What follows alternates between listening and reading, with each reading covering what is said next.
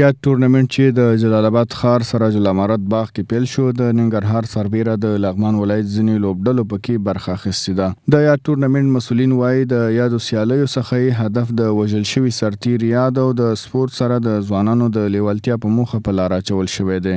دی وایي شهید رئیس خان او ګل آغا دغه دواړه شهیدان شوي د هغوی په یاد هم جوړ کړی دی د ځوانانو د رشد د خاطره او د تشویق د خاطره چې دغه ټول ځوانان زموږ دلته راجمع شي او تشویق دی دغه د 14 لوبډلو ترمنځ دی.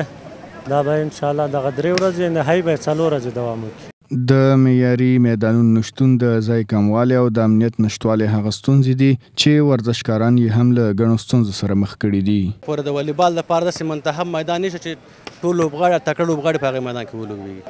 وروره امنیتي ستونزې ډېرې دي، ګراوندونه نشته، ورزشکاران چې کم ورزش کوي هغې دپاره ستونزې بې نهایته ډېرې دي، امنیت خراب دی. نو بس د دولت نه دغه غوښتنه لرم چې ځوانانو ته کار وکړي او ځوانانو ته د ورزش په باره کې زمینه مساعده کړي تر څو ځوانان وکولی شي چې په ښه ډاډه زړه باندې ورزش وکړي او همیشه دپاره خپل ورزش وکړي او همداسې نور ځوانان هم تشویقېږي تر څو چې زموږ نه پند واخلي او خپل ورزش ته آماده شي او ورزش وکړي. په ورته وخت کې ځینې بیا دا شان ټورنمنټونه د ځوانانو په ګټه بولي.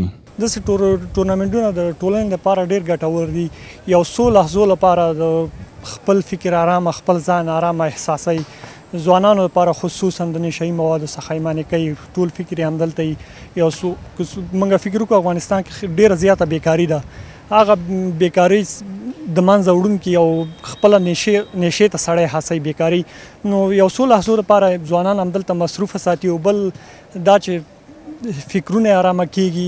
د یادولو وړ ده چې په دې وروستیو کې افغان ورزشکارانو ډیر پرمختګ کړی دی چې د نړۍ له بېلابېلو هیوادونو څخه یې لاسته راوړنې لرلې دي.